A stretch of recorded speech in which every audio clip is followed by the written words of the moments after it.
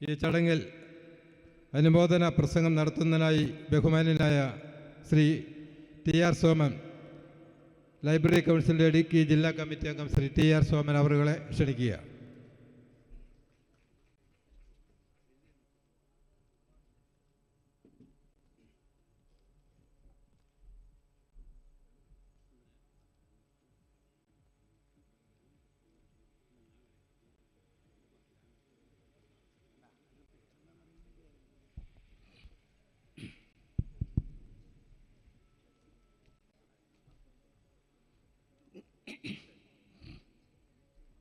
ഈ സാംസ്കാരിക സമ്മേളനത്തിൻ്റെ അധ്യക്ഷൻ ബഹുമാനായ മണക്കാട് ഗ്രാമപഞ്ചായത്ത് പ്രസിഡന്റ് ശ്രീ P.S. ജേക്കബ്, ഈ വേദിയിൽ സംസാരിക്കുന്ന ബ്ലോക്ക് പഞ്ചായത്ത് മെമ്പർമാരായിട്ടുള്ള Shri A. Jayan, Shri Jijo George, panchayat member Shri M. Madhu, മുൻ പഞ്ചായത്ത് പ്രസിഡന്റ് കൂടിയായിട്ടുള്ള Shri Tony Kuriakose, Shrimati Jeena Anil, bank Puthupariyaram service cooperative ബാങ്കിൻ്റെ പ്രസിഡൻ്റായിട്ടുള്ള ശ്രീ ജോർജ് മാത്യു, ഷഹൻ ഷെയ്ഡ് പ്രസിഡന്റ് ശ്രീ തോമസ് ജോൺ, യോഗത്തിൽ സ്വാഗതമാശംസിച്ച സി അൻവർ ഹുസൈൻ, കഴിഞ്ഞകാല പ്രവർത്തനങ്ങൾ നിങ്ങളുടെ മുമ്പിൽ അവതരിപ്പിച്ച സിബി, മറ്റു വേദിയിലുള്ള വിവിധ മേഖലകളിൽ കഴിവ് തെളിയിച്ച പ്രമുഖ വ്യക്തികളിവിടെയുണ്ട്. എല്ലാവരുടെയും പേരെൻ്റെ കയ്യിലില്ല.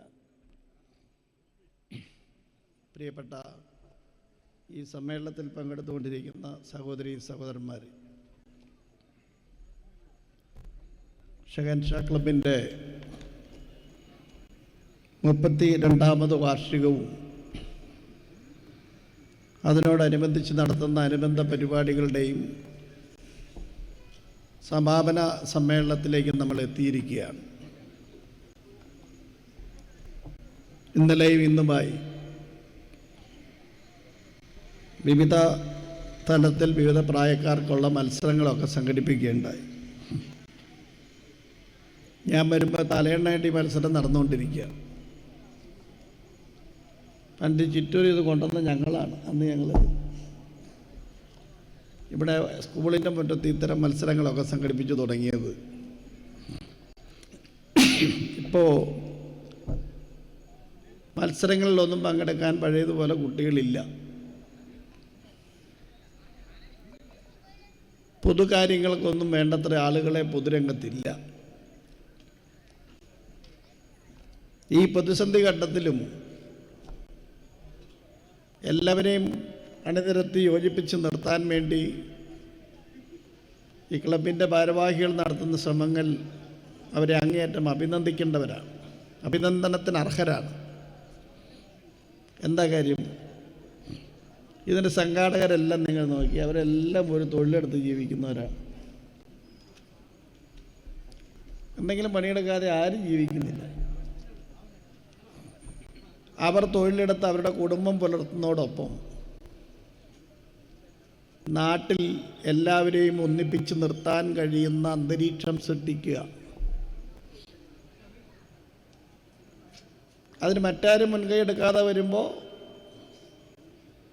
ഈ സമൂഹത്തോട് പ്രതിബദ്ധതയുള്ള ആളുകളാണ് അത്തരം ചുമതലകൾ ഏറ്റെടുക്കുന്നത്. ചിറ്റൂരിന് വലിയ പാരമ്പര്യമുണ്ട്. ഒരുപാട് സാംസ്കാരിക മേഖലകളിൽ പ്രവർത്തനങ്ങൾ നടന്ന പ്രദേശമാണ്. നാടക മത്സരങ്ങൾ, തുടർച്ചയായ പലതരത്തിലുള്ള മത്സരങ്ങളും സമ്മേളനങ്ങളുമൊക്കെ നമ്മളിവിടെ സംഘടിപ്പിച്ചിട്ടുണ്ട്. ഇപ്പം അതിൻ്റെ അത്തരം പ്രവർത്തനങ്ങൾ കുറഞ്ഞു വരികയാണ്. അതിൻ്റെ കാരണം എന്താ? നമ്മുടെ സ്വന്തം കാര്യത്തിനപ്പുറത്ത് നാട്ടിലെ കാര്യത്തിന് ആൾ കുറവാണ്. നമ്മുടെ വല്ല കാര്യമാണെങ്കിൽ അത് നമ്മൾ തന്നെ നടത്തും. നാട്ടിലെ പൊതുക്കാര്യങ്ങൾ കൈകാര്യം ചെയ്യാൻ ആളുണ്ടോ? പൊതുകാര്യങ്ങളിൽ രംഗത്തിറങ്ങാൻ ആളില്ല. ഇനി ആരെങ്കിലും 4 പേർ ഇറങ്ങിയാലോ? ഇറങ്ങിയാൽ പറയാൻ പോണേ അവർക്ക് അതിനകത്ത് എന്തെങ്കിലുമൊക്കെ കിട്ടുന്നുണ്ട് അല്ലേ? ഞാനിത് വെറുതെ പറയുന്നൊന്നല്ല, ഞാൻ ഇങ്ങനത്തെയൊക്കെയുള്ള വർത്തമാനമൊക്കെ കേൾക്കുന്ന ആളാണ്. പൊതുകാര്യത്തിൽ ഇറങ്ങി ഇപ്പോൾ വായനശാലയിൽ പ്രവർത്തിക്കുക, ക്ലബിൽ പ്രവർത്തിക്കുക, അവിടെ നിന്ന് അതിൻ്റെ പ്രവർത്തനത്തിന് നേതൃത്വം കൊടുക്കുന്ന സെക്രട്ടറിക്കോ പ്രസിഡന്റിനോ മറ്റു ചുമതലക്കാർക്കോ എന്തെങ്കിലും സഹായമുണ്ടോ? ഒരു സാമ്പത്തിക സഹായവുമില്ല. പലപ്പോഴും അവർ പണം കയ്യിൽ നിന്ന് മുടക്കേണ്ടി വരും.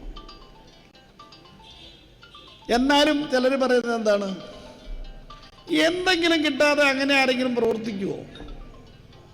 അപ്പം എന്ത് കാര്യം ചെയ്താലും പണം കിട്ടുമെന്ന പ്രചരണം നാട്ടിൽ വ്യാപകമായി സംഘടിപ്പിക്കുക.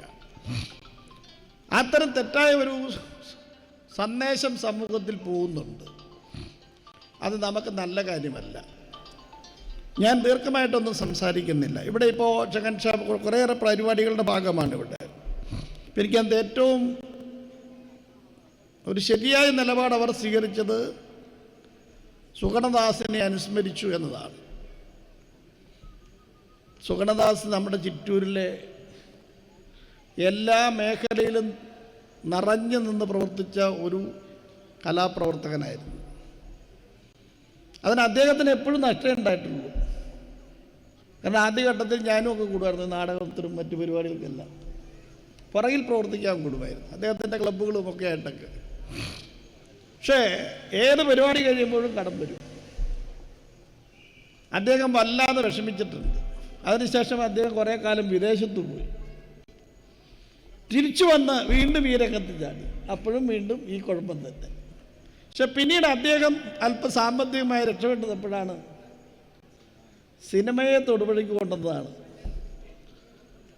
സിനിമയെ തൊടുപുഴയിൽ ഒരു സിനിമയുടെ കേന്ദ്രമായി മാറി. സിനിമ ഷൂട്ടിങ്ങിൻ്റെ ഒട്ടേറെ നല്ല നല്ല സ്ഥലങ്ങൾ, ലൊക്കേഷനൊക്കെ ഉള്ള സ്ഥലങ്ങൾ, ലൊക്കേഷൻ മാനേജരായി ആ രംഗത്ത് പ്രവർത്തിക്കുന്ന ഘട്ടത്തിൽ അദ്ദേഹം എന്നോട് പറഞ്ഞിട്ടുണ്ട്, പഴയ പ്രശ്നങ്ങളൊക്കെ തൽക്കാലം പരിഹരിക്കപ്പെട്ടിട്ടുണ്ട്. അതൊഴിച്ചാൽ അദ്ദേഹം തൻ്റെ ജീവിതകാലം മുഴുവൻ, അദ്ദേഹത്തിൻ്റെ ഭാര്യയും അങ്ങനെയായിരുന്നു, തായമ്മ ചേച്ചിയും നല്ലതുപോലെ ഡാൻസും കളിക്കാനും പഠിപ്പിക്കാനും നാടകത്തിലും ഒക്കെ നന്നായി അഭിനയിക്കുകയും ഒക്കെ ചെയ്തിരുന്നതാണ്. പക്ഷേ അവർക്കത് ലാഭം അവർ പ്രതീക്ഷിച്ചില്ല. എല്ലാവരെയും ഈ രംഗത്തേക്ക് പ്രോത്സാഹിപ്പിക്കുക, കലാരംഗത്ത് പ്രോത്സാഹനം കൊടുക്കുന്നതിൽ സുഗണദാസ് വലിയ സംഭാവനയാണ് ചിറ്റൂരിന് നൽകിയത്. അദ്ദേഹത്തെ ഓർമ്മിക്കാൻ വേണ്ടി ചകൻ ഷാ ക്ലബ്ബ് അദ്ദേഹത്തിൻ്റെ പേരിൽ ജില്ലയിലെ മികച്ച മാധ്യമ പ്രവർത്തകൻ, അതുപോലെ തന്നെ അച്ചടി മാധ്യമ രംഗത്ത് ഫോട്ടോഗ്രാഫർക്ക്, അതുപോലെ തന്നെ ലേഖകന്, നമ്മുടെ വിനോദനടക്കം, ഞാൻ എല്ലാവരുടെയും പേര് സമയത്ത് എനിക്ക് കിട്ടിയില്ല, അതുകൊണ്ട് വിട്ടുപോയതാണ്, ക്ഷമിക്കണം. എന്തായാലും അദ്ദേഹത്തെ ഓർമ്മിക്കാൻ അവർ ഈ നിലയിൽ വിവിധ മേഖലകളിൽ കഴിവ് തെളിയിച്ച വ്യക്തികളെ നിന്ന്, അവരുടെ സൃഷ്ടികളിൽ നിന്ന് ഉത്തമമായത് തിരഞ്ഞെടുത്ത് അവർക്ക് അവാർഡ് കൊടുക്കാൻ വേണ്ടി തീരുമാനിച്ചു. അത് അങ്ങേയറ്റം ശ്ലാഘനീയമായ ഒരു പ്രവർത്തനമാണ് എന്ന കാര്യത്തിൽ ഒരു സംശയവുമില്ല. ഞാൻ അതിനെ തീർച്ചയായിട്ടും അതിൻ്റെ പ്രവർത്തകരെല്ലാം അഭിനന്ദിക്കുകയാണ്. അതുപോലെ തന്നെയാണ് നമ്മുടെ നാട്ടിൽ വന്നതാണ് ഫിലിപ്പച്ചൻ സാറ്. അദ്ദേഹം ഇവിടുത്തുകാരനല്ല, പക്ഷെ ഇവിടെ വന്ന് നാടിൻ്റെ ഭാഗമായി മാറി. മികച്ച അധ്യാപകനായിരുന്നു. ഏത് സ്കൂളിൽ പഠിപ്പിച്ചിട്ടുണ്ടോ? മണക്കാടുണ്ട്, അദ്ദേഹം വെങ്ങല്ലൂരുണ്ടായിരുന്നു, പല സ്കൂളിലും. പക്ഷെ എല്ലായിടത്തും എല്ലാവർക്കും നല്ല അഭിപ്രായമാണ്. അതാണ്, തൻ്റെ ഏത് മേഖലയിൽ പ്രവർത്തിച്ചാലും ആ മേഖലയിൽ തൻ്റെ സാന്നിധ്യം അറിയിക്കുവാനും ആ മേഖലയിൽ ബന്ധപ്പെടുന്ന എല്ലാവർക്കും തൃപ്തികരമായി പ്രശ്നങ്ങളെ സമീപിക്കുകയും കൈകാര്യം ചെയ്യുകയും ചെയ്യാൻ കഴിവ് തെളിയിക്കുക എന്ന് പറയുന്ന ഒരു ചെറിയ കാര്യമല്ല. അതിൽ ഫിലിപ്പച്ചൻ സാറാണെങ്കിൽ അദ്ദേഹത്തിനത് അത്യാവശ്യം വന്നുകൊണ്ടാണ് വേഗം പോയെന്നാണ് ഞാൻ മനസ്സിലാക്കിയത്. നമ്മുടെ നാടിന് അഭിമാനിക്കാൻ കഴിയുന്ന ഒരു കാര്യമായി ഞാൻ അതിനെ കാണുകയാണ്. മറ്റ് വിഷയങ്ങളിലേക്കൊന്നും കാര്യമായി കടക്കുന്നില്ല. ഒരു കാര്യം ഞാൻ പറയട്ടെ, എല്ലാ ആഘോഷങ്ങളെയും നമ്മൾ പ്രോത്സാഹിപ്പിക്കണം. എല്ലാം ആഘോഷമെന്ന് പറഞ്ഞാൽ എന്താണ്? എല്ലാ മനുഷ്യർക്കും ഒത്തുചേരാൻ കഴിയുന്ന ആഘോഷങ്ങൾ. ഒരു തരത്തിലുള്ള ചേരിതിരിവുകളില്ലാതിരിക്കുക, എല്ലാ മനുഷ്യർക്കും ഒത്തുചേരാൻ കഴിയുന്ന വേദികൾ കുറയുകയാണ്. എന്നാൽ എല്ലാ മനുഷ്യരെയും ഒന്നിപ്പിക്കേണ്ട വേദികൾ കുറയുകയും മനുഷ്യരെ ഭിന്നിപ്പിക്കുന്ന വേദികൾ ശക്തിപ്പെടുകയും ചെയ്യുന്നുണ്ട് നാട്ടിൽ. അത് നമ്മൾ വളരെ സൂക്ഷ്മമായി നിരീക്ഷിച്ചാൽ മാത്രമാണ് മനസ്സിലാക്കാൻ സാധിക്കുക. അത്തരം ഒരു അന്തരീക്ഷം നമ്മുടെ സമൂഹത്തിൽ വളർന്നു വരുമ്പോൾ എല്ലാ മനുഷ്യർക്കും ഒന്നു ചേർന്ന് ഇപ്പോൾ ഒരു മത്സരം നടത്തുമ്പോൾ കൂടുന്നവർക്കെല്ലാം എന്താ കാര്യമുള്ളത്? അതിൽ ജാതിയോ മതമോ രാഷ്ട്രീയമോ ഒന്നുമില്ല. ആ മത്സരത്തിൽ പങ്കെടുക്കുക. ഇപ്പോൾ വടംവലി മത്സരത്തിൽ പങ്കെടുക്കുന്നവർക്ക് അതിൻ്റെ ടീമിലുള്ള അംഗങ്ങൾക്കുള്ള താല്പര്യം എന്താണ്? തൻ്റെ ടീം ജയിക്കണമെന്നേ ഉള്ളൂ. പിടിക്കുന്നവൻ ആരെന്നൊന്നുമില്ല. ഇപ്പോൾ പേരൊക്കെ നോക്കിയിട്ടാണ് പലപ്പോഴും ആളുകളെ തിരിച്ചറിയുന്നത്, അല്ലേ? പേര് നോക്കുമ്പോഴറിയവൻ ഇവൻ എവിടെയാണ്,